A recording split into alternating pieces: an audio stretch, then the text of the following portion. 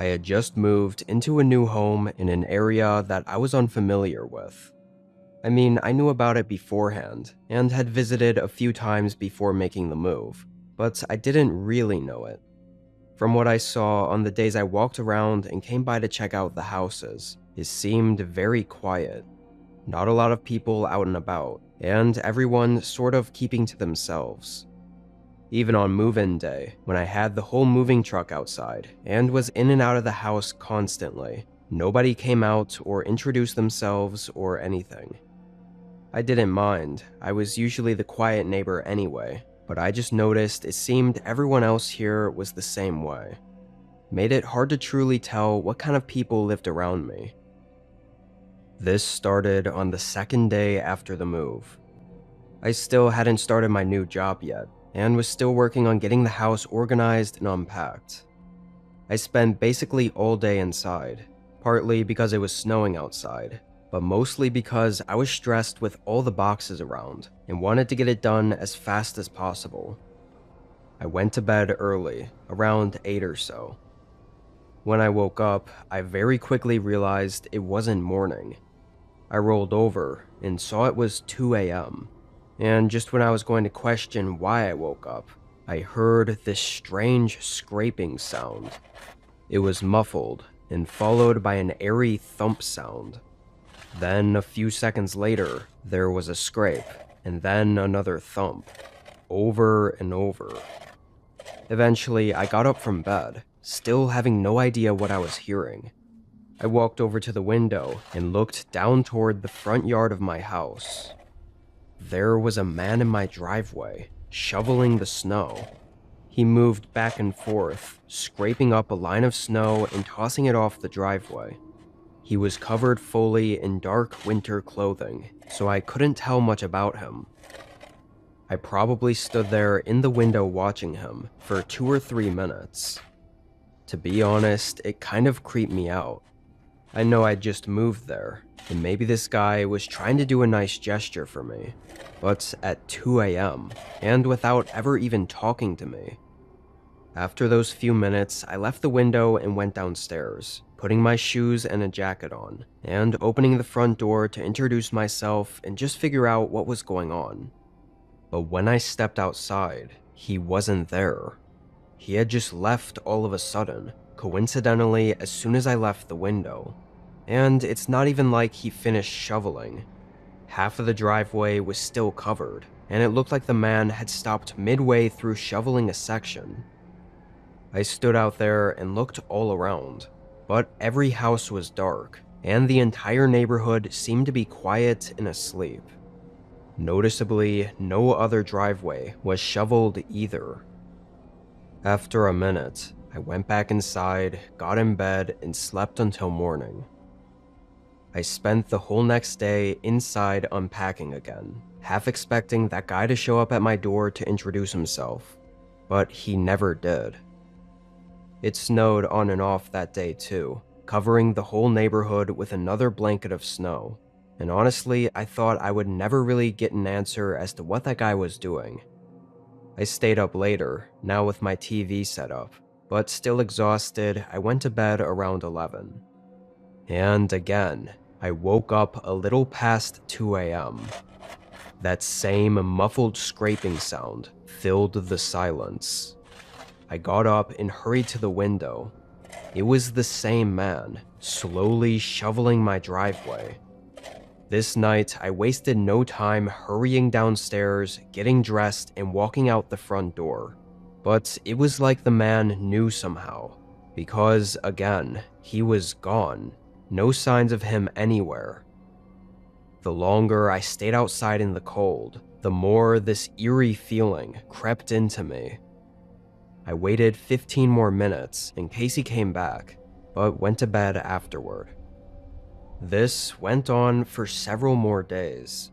I'd wake up in the middle of the night to that same sound, check the window and see him out there slowly, almost creepily, shoveling. I had stopped trying to go outside though, and would just try to go back to sleep instead. I didn't know what to do about it. Maybe he had some weird connection to this house, or the previous owners, or didn't even know I moved in. And despite having a really bad feeling and being creeped out, it's not like I could really call the cops about it. What would I say? Some man shows up and shovels my driveway for me every night for free. It sounds like a joke. I swear though, something about the way the man moved and would constantly disappear when I went out there was disturbing. I knew that something wasn't right. I think it was on the 6th day that I woke up again in the middle of the night to the same shoveling sounds outside. And despite knowing who it was and what I'd see, I still got up from the bed and walked over to the window. But just before I reached the window, the sound abruptly stopped. And when I looked out, he wasn't there. I was absolutely sure that he couldn't have run away that quickly. There was less than a second between me hearing the sound stop and me reaching the window. I knew that he was still out there, though the driveway was fully shoveled. And even after a couple of minutes, I didn't hear anything else. It was like he knew that I was at the window. Tired and frustrated, I ran downstairs, threw on my coat and boots, and swung open the front door to go look around. I almost fell backwards. The man was standing on my porch, just a foot away from the door. He was tall, holding the shovel to his side. The man had a thick, scraggly beard and shoulder-length, wet black hair, and his eyes stared at me intensely. He looked extremely sleep-deprived and sickly. I couldn't even move or speak a word for a couple of seconds, still absolutely horrified. And this absolute horror I was in only seemed to get worse when I realized he wasn't moving or speaking either. He just stood there on my porch, staring at me from a foot away. I finally controlled myself and managed to ask what he was doing. His eyes tensed even more, like they were heavier, staring into me. Then he turned and walked off the porch. I stayed in the doorway, watching him walk down to the driveway, then to the road, and seemingly continue down the road for as far as I could see. I was scared and confused and still in shock. I closed the door. This time, I really thought about calling the cops, but I knew that I'd get nothing from it. The man was already gone. I still didn't know who he was, and at the end of the day, he really hadn't done anything yet. So I'd be calling just on the feeling that this was something bad, and that something would happen, which I knew the cops wouldn't take seriously. So, again, I went back upstairs and went to bed. The next day, it didn't snow at all, and with the house all set up, I was able to relax for most of the day. I still felt uneasy about everything, and not having anyone to talk to about it and being in an area that I wasn't familiar with just made it even worse. Eventually, the sun went down and I went to bed. That night, I woke up at 2 a.m., just like all the other nights, except there weren't any sounds. My body seemed to have just been used to waking up at that time, anticipating the man shoveling outside. I laid there awake for a few minutes, listening to how eerily quiet it was. I closed my eyes and tried to fall back asleep, and that's when I heard something below me. A very quiet thump. It was so quiet, I was surprised I even heard it. And it wasn't concerning on its own. It sounded like nothing more than the house settling. But with everything else going on, and it being 2 a.m., just like all the previous nights, I felt like I had to be sure. I listened for another minute, not hearing anything more, but knew I couldn't sleep without checking. I got up and walked downstairs.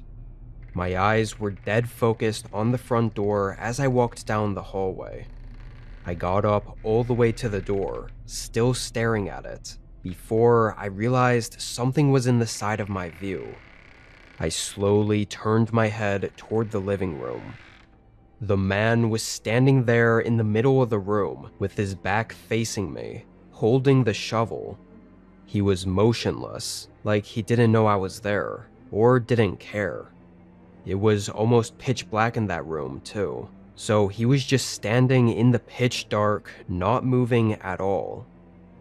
I ran back upstairs, locked myself in, and dialed 911, but the house still remained eerily silent.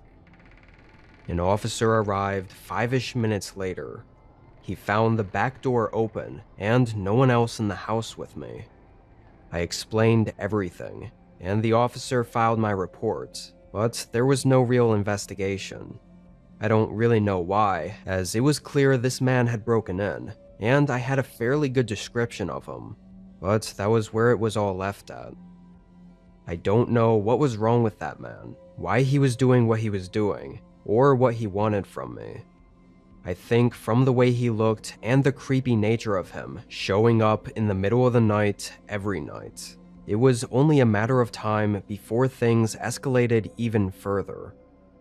I had a couple friends back home mention he could have been sleepwalking because of the way I described his almost lifeless way of moving, and how repetitive and consistent everything happened every single night at the same time.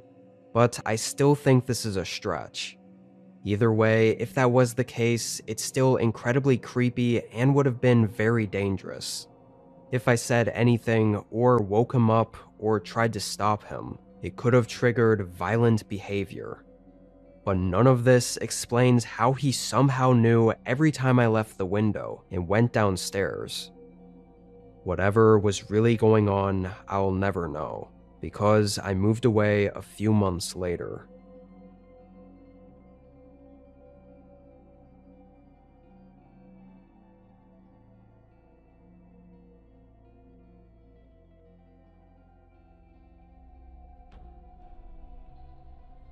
Last autumn, I moved to a small cabin in the woods. It had been a dream of mine for a long time, and finally, after getting a remote job and with regular home prices being through the roof, it actually made sense to go live in a cheap, small place away from everything.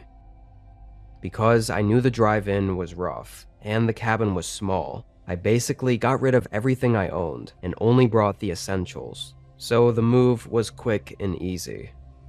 The guy I bought the cabin from was a young man who was selling his parents' cabin that he didn't want anymore. He said it was well taken care of, and even had some renovations done to it to make it more livable and up to a modern home's standards. From the outside, it still looked very rugged though. On the day I moved in, around sunset, I got an unexpected visit from a man.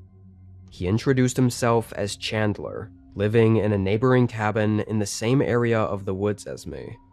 He was a 40-ish, average-looking guy, and extremely friendly. Over the top, honestly, but I didn't get the feeling that he was faking it. After chatting for 15 minutes, he asked if I would show him around the inside of the cabin. I agreed only because it was mostly empty, and he seemed like he was just curious about the place. He walked around. I mean, it was a small place, so it only took a few minutes to see the entire cabin. But after all the chatting and the tour, the sun was already down, and so naturally I figured he'd see himself out. However, he took a seat on the couch and kept talking.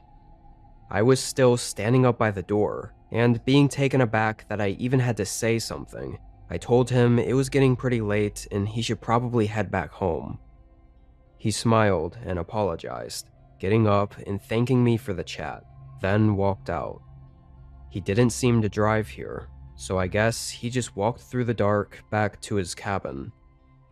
I was a little weirded out by the last couple minutes of that interaction, but I told myself I was overreacting, and that he was just friendly, and maybe didn't catch on to the fact that it was late and he should probably just leave. I built up the fireplace and figured out how to use it, then laid back on the couch and tried to decompress. It was interesting just how quiet it was inside the cabin. Just the fireplace crackling and nothing else. A while later, I passed out right there on the couch. When I woke up, the fireplace was still burning, so I'd guess it was no more than 2 hours later. The whole cabin was dark and quiet. I got up and stretched, then headed into the kitchen to get some water and figured I'd probably just shower and go to bed. But while I was filling up a glass, I heard a slight shuffling sound outside the cabin, close, like just by the front door. I stopped and listened. Not hearing anything for a whole minute, I ended up going to the door and pushing the small curtains aside. This door didn't have a peephole, but was more old-fashioned, having these small windows with little curtains covering them. When I pushed those curtains aside, Chandler was standing right there on the porch. He was visibly startled when I looked at him, and I was probably just as startled. He quickly tried to laugh it off though, and said he was just about to knock, in that same over-the-top friendly manner. Had to be almost 9 p.m. at this point, so I was very creeped out and unsure about this.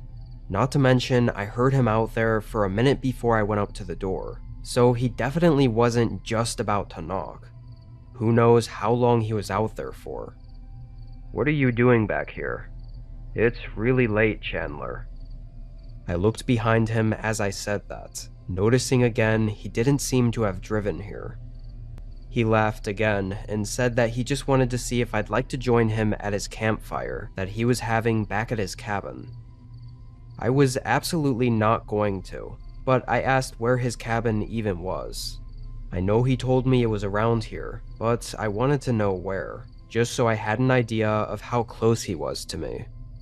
He pointed at one of the trails that led away from my cabin and said it was just a mile down there. The trail was unsettlingly dark. The whole forest, actually, was completely black. I said no thanks and that I just wanted to chill at my new place for a few days, preferably alone, although I appreciated the gesture. He stayed smiling and said no worries and that he totally understood, but instead of leaving, he looked past me at the fireplace. "Why don't we just hang around here then? I see you've already got a fire going." Now I was even more creeped out, but in a more worried way. I said no in a very strict, stern voice and closed the curtain. I could see his outline standing outside the door still. He stayed there for a strangely long time before finally walking off the porch. I then went back up to the window and watched him walk into the woods, disappearing almost immediately in the dark. I noticed my heart was pounding. That really had me scared for a minute, the way he was being so pushy, trying to get me to follow him out there in the middle of the night. I'd never been on that trail, or really had any way to confirm that that's where it led to, so he really was asking me to follow him through the woods in the dark. It gave me a really bad feeling. I went back to the kitchen with my glass of water and just stood there for a few minutes to take it all in. And that's when I heard a loud crack sound resonate through the entire forest. Took me a couple seconds to realize it was a gunshot. I ran up to the door and opened it, looking out toward where I'd heard the shot from. My face went pale. It was in the direction Chandler just went, like somewhere right along the trail. Before I could even process the connotation of what that gunshot meant, Chandler came running out of the forest, sprinting toward my cabin, and screaming for help. It was so dark that by the time I saw him, he was already essentially at my doorstep 10 seconds later. I was paralyzed in fear, and he just ran right past me and through the open door into my cabin. No one came chasing him from the woods, though. I turned around and looked at Chandler, hunched over in the hallway, looking at me and saying he'd been shot, sort of holding the side of his stomach. The way he was leaning, though, his shirt was lifted up on one side, and I could see the silver handle of a gun sticking out. My brain was moving at 1,000,000 miles per hour, adrenaline flowing and taking in every detail all at once as I stood there. In one quick motion, I stepped in, grabbed my car key, and ran out to my car. Chandler called my name a couple of times, but didn't try to stop me. I called the police as soon as I was away from the cabin. I then drove to the police station while a different officer went to the cabin to look around. And to make it all more unsettling, he found Chandler still there, sitting on the chair in the living room, apparently looking like he was just waiting for me. The officer cuffed him and tried to question him, but he didn't really say much. With some more digging, it turned out he had no cabin in the area. No address at all, actually, and they didn't even know his real name or identity. And they found his revolver. The one I saw under his shirt was loaded, but missing a single bullet. It was all him just trying to get into my cabin, and knowing now that he had a gun on him the whole time made it even more horrifying. If I had believed him and went back inside the cabin alone with him, or had followed him out there into the woods, I don't think I'd be here right now.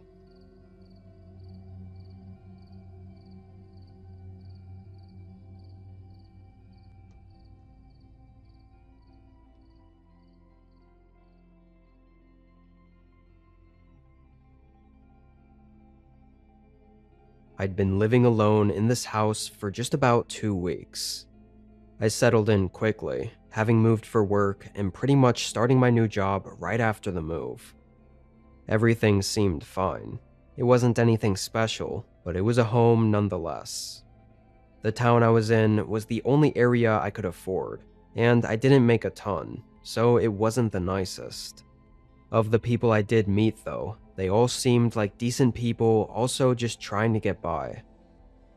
Anyway, one night after getting home from work, I walked into the house and was hit by a very strong odor. I had no idea what it was or what it could have been, but it smelled rancid. I walked through the whole house and didn't find anything, and after a few hours, it seemed to go away, so I figured it was nothing. Kinda forgot about it until the following day, when I got home from work again and smelled the same rancid odor. I did a thorough check of the entire house, top to bottom in every room, and while I didn't find anything that could have been the source of the awful smell, I did find something strange. The lock on my back door, which was a sliding glass door, was unlocked. The switch was flipped up. I knew I checked all the doors every night before going to bed, and I hadn't opened that door since I'd moved in, so I couldn't see how it was possible for it to be unlocked. I opened the door and stepped into my backyard. There wasn't all that much to see. The backyard of this house was fenced on the sides, but open in the back, where it was woods. I didn't know if there were houses back there, or if it was just a forest. But at night, all I could see were trees. I didn't get any answers. I went back in, shut the door, and made absolutely sure it was locked. I was stumped by that door being unlocked for the rest of the night. Couldn't stop thinking about it. I knew that I kept it locked, but I also knew that if that were true, and the door was unlocked, then someone else had to have done it, which I also wasn't willing to believe. Nothing was missing, and yeah, there was a strange smell, but that wasn't enough to prove to me that something was really wrong. As I sat on the couch and watched TV for the rest of the night, I told myself that now that I was aware of everything, if something else happened, I would know for sure that something was wrong and would call the police immediately. I know I'll get hate for not calling the police right away, but in the moment, I wasn't thinking this was a horror story about to happen. It was just an unlocked door that could have been a simple mistake on my part. Maybe I did go out to the backyard at some point and forgot about it. I really just didn't know. I went to bed several hours later, but I woke up in the middle of the night. I was groggy, and I didn't wake up suddenly. It was more like something gradually woke me up. And as I was gradually waking up, I thought I'd heard this loud scratching sound, like a machine buzzing, but I was still mostly unconscious while I'd heard it. And when I'd opened my eyes, the sound was gone. Right away, though, I noticed a different sound. This constant dripping, echoing through the house, sounded like water dropping from the kitchen faucet, hitting the metal sink tub. It wasn't just a few drops either, it kept going, so I quickly realized I must have left the sink handle slightly open. Wasn't sure how I didn't realize that before bed, but I didn't really think too much about it. I was still partially asleep and not thinking straight.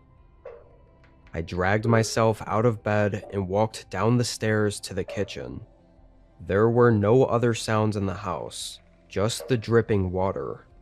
As I got closer to the sink, though, I started to pick up on that rotten, rancid smell. It was strong enough to wake me up from my half-asleep state I was in. I walked up to the sink. The water was dripping from the faucet just like I'd thought. I pushed the handle in to stop it. However, something was in the sink. I couldn't even tell what it was because I hadn't turned the lights on, and it was completely torn up and disfigured. It smelled horrible, and it looked like someone had been trying to stuff it down the drain, but had stopped in the middle of doing it before getting it all the way down. That's when I moved my eyes to the back door. Even in the dark and a few feet away, I could see that the latch was flipped up and unlocked. It dawned on me that someone was inside my home, probably in the middle of doing something with the sink, and went to hide when they heard me get up. I almost completely disregarded trying to figure out what was going on with the sink, and put all my attention on the person that I knew was inside with me. My eyes darted through every opening of the house. I wanted to turn the lights on, but I didn't want the person to know I was looking for them, or get startled and almost force them to attack me. I retraced my steps, going back into the hallway and slowly getting back up the stairs. I swear it was dead silent in the whole house. I could hear my heart beating. I quietly crept up the wooden stairs, and getting to the upper hall. Almost the instant I got there, sudden loud footsteps thumped through the bottom floor, from the room right next to the kitchen I was just in. I froze up in a panic, completely jump-scared by the sound, even though I was already sure someone else was in the house with me.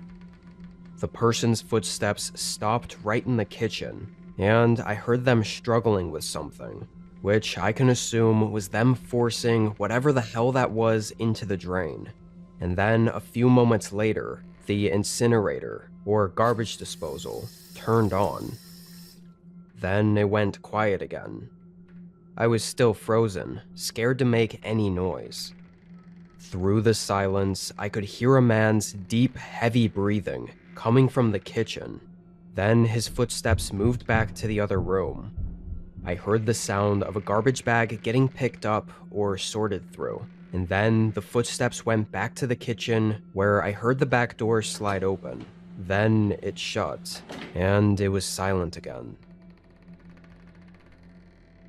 I got to my bedroom and notified the police. Of course, whoever the guy was down there, he had left my home and likely run out to the woods behind my house.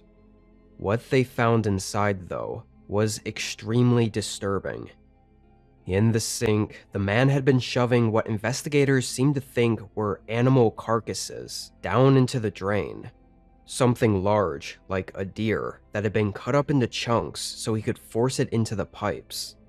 Which means that smell from the last few days was him having broken into my home multiple times to continue disposing of this. The big question is why? What was he trying to get rid of so bad, and why at my house? Cops' theory is he thought my home was still vacant, but I don't really buy that. I'd been there for 2 weeks and had furniture and stuff in there. They have no idea why he was doing what he was doing, though. If it was a deer or whatever, then possibly it was to try and get me to leave the home by constantly filling it with that horrible smell, like maybe the person hated me for some reason. But to me, it seems like he was trying to cover something up, getting rid of whatever that was in a way that no one could track. Or maybe he was even trying to frame me for something. I don't have any proof of that, but it's just a wild guess. Even a few years later, and in a different home, that event scarred me enough to have me still waking up some nights, thinking I smell that same rancid odor